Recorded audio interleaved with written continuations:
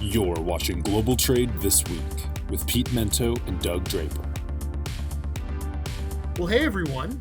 Welcome to another edition of Global Trade This Week. I am Pete Mento, and with me is the co-hostess with the mostest, Mr. Doug Draper. How are you, pal? Good, man. I'm doing really well.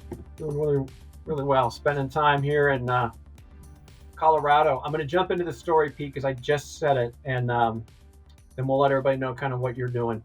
Yesterday, had a moose hang out in my yard for 5.5 hours. That's not an exaggeration. And a couple of weeks ago, there was a lot of sunshine and steamboats, so things kind of bloomed. I wouldn't say premature, but they bloomed. So this moose basically ate every flowered tree that he could reach in my yard, which, I guess whatever. And then he went around to our back and sat down and took a nap in our backyard for an hour and a half. And I was with my wife. We banged pots. We put some music out trying to make him uncomfortable. Didn't work. So finally, Pete, I Googled, how do you get rid of a moose in your backyard? And the response was, you don't. It's now his yard. That's right. So we just dealt with it. So I was dealing with moose. And the last thing I'll say in this, Pete, finally got to the point where I was sick of waiting. So literally I got out a leaf blower and just kind of kept my eye on him. He wasn't super close, but 20 yards away, and just started my day. And he finally walked down the street. But yeah, very unusual, but I guess relatively common this time of year up in Steamboat. For people who do not live in moose country, Doug, I mean, these things are enormous, right? Like they're shockingly big. And you said it wasn't even a full grown one. It wasn't a full. It was about the size of a horse. And like you said, this was, I think it was a yearling, which means it's been around. It was born last year, not this year. And it had little furry horns that it was growing. But yeah, it's sitting down and then it stands up and you're like, whoa, that is a big animal. So. You're like Grizzly Adams, Doug. You moved out to Steamboat. You got moose all the time. You're going to have a grizzly bear next. That'll be the next. I know. Thing. Well, there's bears running around too. Anyway, you know what? They didn't move into my world. I moved into their world. So you just got to say it's all part of being up here. So. Do you have grizzly bears? Like, do you have out there? No, they're black bears. Black bears. Okay. Yeah. Yeah, we had those in New Hampshire. They're usually pretty afraid of everything around them. Yeah. No grizzlies here. I mean, maybe somewhere in Colorado, but not in our area. So anyway, enough about that. You have like some fancy ceiling behind you. I can't think of the right word, but molding. Yes, ceiling molding, which means you're probably in some highfalutin hotel somewhere, my friend. I'm at I'm in a quiet conference room at the Mayflower Hotel in downtown Washington, D.C. I just spoke for the District Export Council. And as I was saying before the show, the deck in D.C.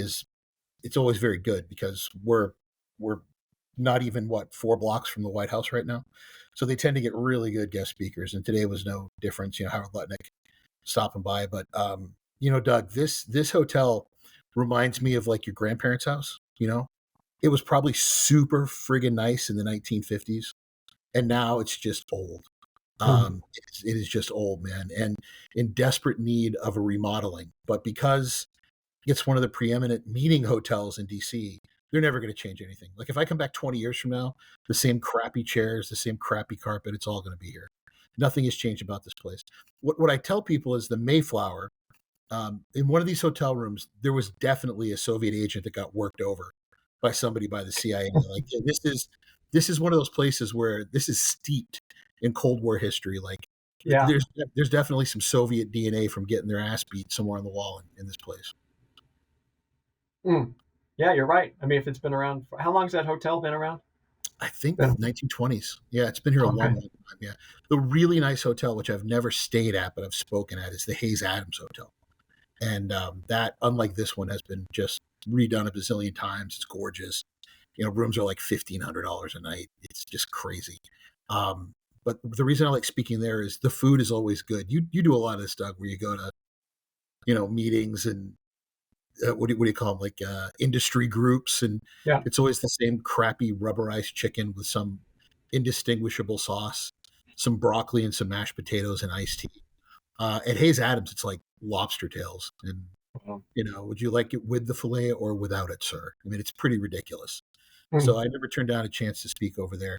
The Mayflower, yeah, I turn it down all the time. Yeah. Yeah. Yeah. Very good. Well, I'm glad you're having a successful trip out there. Before we jump into it, one more question for you. Are you traveling any more this week? Yes, I am going to Houston tomorrow afternoon. We DSV are having a energy um, symposium, I guess is the best way to put it. We're inviting our energy clients to a meeting where the leadership of most of the products or representatives for most of the products are going to be there talking about air freight, ocean freight, distribution, over the road, with a very specific guide toward the energy world, which, as you know, is it's pretty.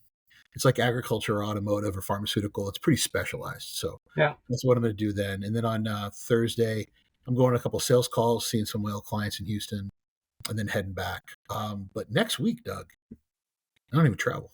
Oh, We got Memorial Day on Monday, and I plan on sitting my tubby butt in my chair behind my my office, and living life like a normal person for 4 or 5 days. I'm pretty yeah. excited. Good for you. Yeah. Nice. Cool. All right, man. I'm going to jump into my first topic and being an old parcel guy and somebody out there, honest to goodness, I need somebody to help explain this, if this is a good deal or what, right? From my parcel history, it's baffling to me. But here's the deal. You may have read that Amazon and FedEx have agreed upon a program where FedEx is going to handle the large and bulky residential deliveries. And um, based on all the things that we've read about FedEx trying to right size their network, looking for cost reductions and network optimizations, and then spinning off their LTL division to a separate company, I just I don't understand this one. And I'm going to be very blunt on this one, Pete. Large, bulky residential shipments is the dog shit freight that nobody wants, right? So I don't understand. Think about a delivery vehicle that has a Peloton, right? Or a mattress or something crazy, right? That you can only get so much in a delivery van. And trust me, being up here in the mountains, I'll drive by and there'll be mattresses. Literally, just this weekend, there was like this bed in 3 boxes that was leaned up against this guy's house, and then a bike that was like, to me, the large, bulky items are the most challenging. And that's the stuff that you agree to take when you have the profitable type of business, which is the commercial small packages type of things. Now, that's me talking from 25 years ago when I worked at Airborne Express and everybody wanted the B2B. That wasn't even a term back then, right? They wanted the commercial deliveries, enveloped small parcels. So one person could make 150 deliveries to a downtown address in Manhattan. I don't understand it. It just seems like this is counterintuitive to what they're trying to accomplish. I know FedEx, or excuse me, UPS is pulling out a little bit. Amazon continues to grow its in-house delivery mechanism, and I guess you can't fit a mattress in somebody's back of their car when they're making deliveries on their support network. But I don't get it. I don't understand it unless the pricing is just going to be so astronomical that it makes it worthwhile. But that seems very counterintuitive to the mission of Amazon. So I don't get this one at all. I don't understand. It seems completely opposite from what FedEx has been trying to do. So if somebody hears this, reply in comments on these posts and help me understand why this is happening. Did you hear about this, Pete? And what's your take on it? Not until you put it in the show notes for today. One of the through lines, one of the Doug Draper through lines for like the 26 years we've been doing the show is couriers and integrators like FedEx and UPS. They appear to be going back to what they do best, like go back to their roots. They're not wasting a lot of time trying to be everything to everyone anymore, because where they're most profitable is at their roots. And this just seems like a complete contradiction to that attitude. And I have had of that delivered to a home before, and it weighs a ton. So are there going to be two people in the truck that bring Yeah. this up there, and then is that further diminishing their profit on it? And the other side of it was what you said, like, are they getting a real pretty penny for this? And is that how Amazon convinced them to do it? If Amazon doesn't want to do it, I can't imagine they want to do it. So is there a lot of money based on it? And the third thing I want to say, Doug, one of my top 10 favorite videos I've ever seen. It's a woman and her husband have just bought a new bed, and it's wrapped up like a rug. It's rolled up like a rug, Yeah. and it has a thick plastic on the outside of it. And they're putting it on the base of the bed. And as she's cutting the plastic, it explodes in the room, and it sends this like 120-pound woman flying into the wall. I could watch that every hour on the hour for the rest of my life and not laugh at it. I think it's hysterical. So I remember, when I worked at Wayfair, right? Some of these things weigh a ton. The only thing worse than home delivery for that would be like white glove, like the Peloton. When you get a Peloton, someone's got to go in there, set it up, do all of that. Yeah. I just don't know how you're going to make a lot of money doing this. And is this really the best decision for an integrator to do? You've said it before, right? There's probably a room of 100 bean counters with their adding machines that are saying, okay, they're going to give us how much a kilo on this, and then, okay, and we're going to do it in this much time, and they probably crunched the math and it works for them. It just doesn't seem like a core business, and I don't know why they're focusing on it. Yeah. It'll be interesting to see how this plays out. I know Amazon, last comment on this, then I'll let you go. They're trying to get into, from what I've read, higher margin type of deliveries, with the Temu and Shein just, scraping the bottom of the barrel. So they're trying to find commodities and with higher margin things. And yeah, a bracelet can be higher margin, but higher margin can often be larger items, right? Whether that's a TV or something like that. But I just don't get it. And the one last thing I'll say on this one, Pete, is that, yeah, if you have OSHA requires that if you're moving something that 70 pounds or greater, even the rules that UPS has and FedEx have in place, what are you going to put two guys in there to unload a purple mattress along with the bed frame and something else that they bought from Wayfair as a set, and it fills up a quarter of the truck? I don't get it. I don't either. I can remember when I worked in Manhattan, right? The guys that delivered for UPS and FedEx, like, these guys were yoked. They were in great shape. They were running up and down the buildings. They would take the stairs sometimes because it was faster, just delivering crap. But it was always letters, little boxes. How are you going to be able to, because you've seen it, right? When the UPS guy comes to your house, it's on the Ring camera. They're not doing this slow. They're running out of the truck, they're dropping it off, they get back in, they're taking off. I just don't know how this is going to be vastly profitable unless they're getting a pretty penny from our friends at Amazon. Yeah. Good point. All right, Mr. Washington, D.C., what you got? So this week we have a number of trade delegates that are expected to be in the U.S. Right now, the delegation from India apparently is here in D.C. at the White House, a few blocks away. And we're expecting Japan to come by this week as well. And this is a sign that they're very close to having an agreement. When you're having face-to-face meetings here, great, not something you couldn't read on probably the front page of every major. The one that's got me are these letters. And I don't know if you've read about this, Doug, but the president has basically decided, because there's so many countries that want to have a deal, I think it's like 175 countries, that he's like, cool, we'll send you a letter. This is no longer a negotiation, right? You want a deal? Here's your deal.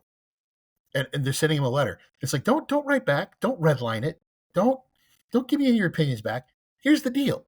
You take the deal or you don't take the deal. Here's your deal. I imagine that they're going to pretty small countries, right? It's probably not being sent off to Canada. I doubt there's a letter that went to Canada. But for some of these tinier countries like, Burkina Faso and Africa, I'm pretty sure they got a letter. And it makes sense on a certain level that there's only so many people that can negotiate. But is that really a negotiation? What are we getting out of it? How it's probably only going to fuel more anti-U.S. sentiment by doing it. But from an efficiency's sake, I get it. It's just we live in a simulation, Doug. Like, this is a weird thing to have to talk about with people. The USTR sent a letter. Is it FedEx? You have to sign for it, or did it just get a couple stamps on it? They send you, here's your new deal. Like, is it like when I was in 5th grade, you get a note from a girl, if you like me, check yes or check no. Like, is there a checkbox on the bottom and you have to sign it and send it back? Do they put in a self-addressed stamped envelope with it? I don't know. but it just seems like a really weird way to run trade policy, bud. Yeah. Well, this whole 120 days has been interesting. I read that there was 18 key engagements that they wanted to talk about. 18 key markets or trading partners. I think they're going to get the FaceTime, so to speak, which is what you're seeing out there this week.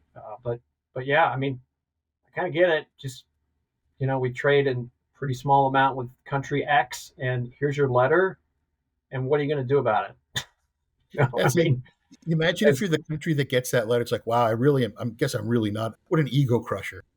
Yeah. We're not even going to send people. We're not going to send some graduate student who's 22 years old over there with all of his shots to do it. No, just get a letter. Yeah. I didn't even thought about that. Right. That just puts you in the perspective of the pecking order of everything. If you get a letter, but yeah, there'll be a meme on that one for sure. Right. Sign here, check here. Yeah. Should be good. So nice. All right. Well, that brings us to halftime, brought to us by Cap Logistics. As we say all the time, we don't work for those guys. They just give us the sounding board, and we're very grateful for them allowing us to speak to you every single week. So anyway, Pete, I like yours. Start us off. Yeah. I'm very fortunate on Saturday. My friend Sean Polster, who works for the government in Virginia, he's in charge of emergency services. Very good friend of mine. He has 2 sons and a daughter. His oldest son became an Eagle Scout years ago, and his youngest son became an Eagle Scout on Saturday. And I have to admit, Doug, I've never been to an Eagle Scout. They call it an honor court, an Eagle Scout honor court, and it was such a throwback. They march in the colors. They do the little thingy here, and they recite the oath. Then we did the Pledge of Allegiance, which was very nice. There was a benediction that was done by one of the scouts where they read a very nice, short, non-denominational prayer, just asking for guidance and wisdom. Yeah. And then people came up and told really nice stories about Matthew and the work that he had done to become an Eagle Scout, what his projects were, how committed he had been, the amount of effort that it took to become an Eagle Scout. Only about 1 out of every 100 scouts becomes an Eagle Scout. And then they asked for there was also an uncomfortable number of grown men wearing adult Boy Scout uniform. But they asked all of the people that were also Eagle Scouts to come up when they charged him, when they gave him his charge, like his oath of the Eagle Scout. And there were a lot of people, a lot of young men, a lot of young women who are also now scouts. And then also my friend's brother, my friend and his other son. So to see him up there with his 2 sons was a beautiful moment. I did not make it very far through Scouts. I became just a regular Boy Scout, so I made it through Cub Scouts and all that, Webelos. But it got in the way of sports. And my parents told me I had to make a decision. Did I want to focus on sports or do I want to focus on Scouts? In all things being equal, Doug, I probably should have focused on Scouts. I don't know a single Eagle Scout, and I know a lot of them, that have not been successful in life. I think those are the kinds of, they probably know how to get rid of a moose, Doug. That's the kind of thing that a scout would probably know. I don't know. But were you an Eagle Scout, Doug? Do you know any Eagle Scouts? Were you a scout? Did you do scouting? Yeah. No, and no. Right. I'm just being honest. And it's funny. You said exactly what I was going to say, right? Is if you're an Eagle Scout, I would imagine whatever industry or direction you want to go with your career, you're going to be successful, because not necessarily, the skills that you learn, like the rudimentary ones, like how to tie the appropriate knot for this situation, but just the dedication and the commitment to it defines your character as having dedication and commitment just bred in you, right? So I agree 100% that if you looked at all of the Eagle Scouts that are out there, I bet the vast, vast majority are successful businessmen and women, for sure. Yeah, so I think we should push. My daughter was a Girl Scout. She made it all the way through their version. But for them, it wasn't really as grueling. It was more about community service and more about doing things for charity. These young guys are cleaning up wetlands. They're building additions to public buildings. Like, they're doing really good stuff. And then going out and camping on their own for a pretty prolonged period of time and taking care of themselves. I think there's something to be said for that kind of resilience. I mean, Keenan's like, in 7th grade now? We should probably get him into scouting before it's too late. I love it. Could you imagine Keenan in one of those outfits with his hair everywhere and his beard? Why? out in the woods in his little Boy Scout uniform, starting fires. He's a total outdoors guy. Like, he'd love that shit if we let him go Yeah. do it. He'd Yeah, love it. he might Yeah. be. It wouldn't surprise me if he's an Eagle Scout, right? He's got Yeah. skills that you and I have no idea about. Yeah. Keenan can definitely take care of himself if the power goes out everywhere. I'm not worried about that. Nice. Yeah. What do you got, Doug? All right, brother. So mine's about the summer starting. The unofficial summer starts next week, and I just saw that there is a new Universal Studios theme park opening up this week in Orlando. It's Universal Epic, I think is the name of it. Here, I wrote it down here. Hold on a second. Yeah, Epic Universal in Orlando. It's their fourth theme park. There's Island Adventure, Volcano Bay, Universal Studios, and now this Epic. And I checked out the pricing, Pete. It's only $150 a day, which is, as insane as it sounds, somewhat affordable if you're taking your entire family. And so my thought is, here's another theme park. There's so many of them, and they're so nuanced. It's kind of like the Star Wars. It's not even a trilogy anymore. There's so many spin-offs on Star Wars that I can't even follow it, and I have zero interest in following it. But it seems like some of these theme parks are going that same direction. But they all have a sub park with it, Harry Potter World and the Legoland and all that kind of stuff. But anyway, there's a new one that opening. Pete, did you go to theme parks when you were growing up? And if so, what was your favorite? If not, are you a theme park person at all? I am not a theme park person, Doug. I want to emphatically say that. All right. Can you hear me okay, or is it just one-sided? Yeah, right you're now? back in. You're back in. Yeah, I am not a theme park guy. When I was a little boy, we would go to Six Flags Over Texas. Scared the hell out of me. Did not enjoy it. And then as I got older, we would go to Canopy Lake Park in New Hampshire. Also, no bueno. Was not for me. However, I did like Epcot because I got to drink and eat my way around the world altogether. But having a daughter who was truly just Disney dug into her brain. I have been many times. I was just there with her for her spring break for the ICPA conference. The women in my life seem to really love rides and the such. It's just really not for me. I still say, Doug, we go to Kansas. All right. We find some investors and we make a Wizard of Oz world somewhere in Kansas. I think it would clean up, but I don't get it. I've been to Euro Disney, all that crap. Euro Disney, Euro sucked. It wasn't a lot of fun for me, but I have adult friends whose entire vacations are really revolve around when can we get to Disney? I mean, they love it. So as much as I might not enjoy it, I know a lot of people who live and die by their Disney vacation, and they absolutely love it. I'm with a woman who literally, Doug, her entire vacation is, can I find the biggest, scariest damn roller coaster I can? And how many times can I take it before they throw me out of the park? And I'm like, cool. I'll be in the car eating Cool Ranch Doritos, drinking Diet Cokes, listening to podcasts. You hit me when you're ready to come get you. Nice. Yeah, I mean, they're fine. I don't seek them out, or I wouldn't necessarily plan. Well, when our kids were little, everybody's got to do the Disney thing, and we did that down in Florida and did it once in LA. But yeah, they're fine. My kids laugh at me because the one theme park I went to growing up in Wichita, Kansas, was Silver Dollar City, which is outside of Branson. Okay. And they just laugh. They're just like, what? Is that real? Is that a real theme park that you're describing all of these rides and the hillbillies that are there putting everything on? And I'm like, yep, it sure was. Was it Western theme? Was it like cowboy theme? No, it's like hillbilly theme. At least when I remember it, right? It'd be like, I don't know, a bear in a jug that's making music, and he's got his hillbilly band, and it's this animatronic thing that you had to pay him, that it's just doing the same thing. But I'm sure it's much better now. That was 40 years ago that I went there. But anyway. Yeah, Doug, we should probably mention we grew up in the 70s and the early 80s, all right? So technology was not quite where it was today. We all got excited about an alien that was basically a puppet trying to phone home.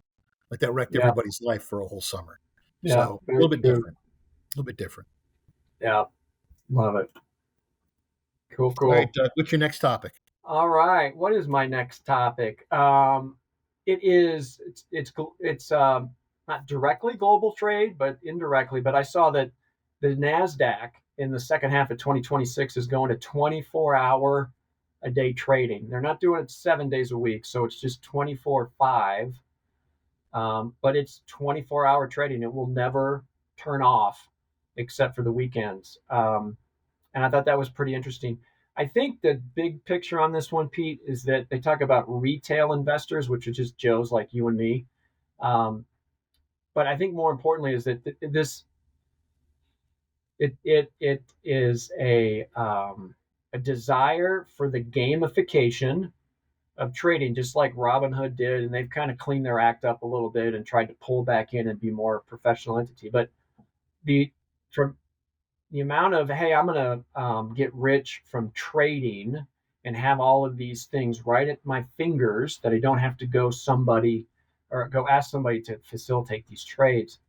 I don't know if it's going to be good or bad, because you could go to bed in America and wake up 4 hours later, and whatever investment you made could have pivoted 180 degrees because of some effect or something that spooked the market, whether it's real or not. And I know that can still happen now, and we've seen how volatile all the indexes are as things throughout the day, especially we've seen recently. But yeah, I don't know. I mean, it's kind of inevitable. Maybe the New York Stock Exchange shouldn't do that, but it'll be interesting to see what happens with the NASDAQ and how that is going to impact retail traders, or people think that they're going to get rich quick because they got a hunch on some guy that knew a buddy that said this stock is going to pop at 2 a.m. because of something that transpires in Europe. So Yeah. I'm a little hesitant on it, but it's inevitable. I mean, it's going to happen, and I think it will also happen in the New York Stock Exchange. And I think we talked about this, Pete, maybe 6 months ago on one of the shows, but it's happening. Doug, you said the word gamification, right? You look on the screen and you see the green and the red, and you can look at how things are moving, but it's real money. It's real money, and it doesn't matter if you're throwing 100,000 or a million around or a couple thousand. It is exciting to get to play with, but real good investments look out at your investing over time. We don't give investment advice on this show. We never have. But anyone worth their salt who's advising you is going to tell you should be investing with a mind towards a long-term goal, because the market's going to go up or down. You look at this, it's gamified. It's like you got your Xbox. Am I winning? Am I losing? Can I win more? What can I do here? And I think it does create some bad habits. But I liken it to the explosion of online betting in America. Very similar with a gamification. I could be at a bar on a Friday night. I could talk to one guy who's a day trader who'll talk my ear off about this win that he had. And I can turn around to the other guy I'm with, and he'd be like, man, I hit this parlay. I never thought it would happen. I put $20 into it. I won $5,000. I'm like, cool, man, good for you. Either way, I don't care. I really wish the conversation wasn't happening. It's America. You can do whatever the hell you want with your money. But to me, either one of them sounds very exciting. I invest for the very, very long term. So God bless you if you're out there and you're crushing it, making your own decisions. For me, it just doesn't really hold any value.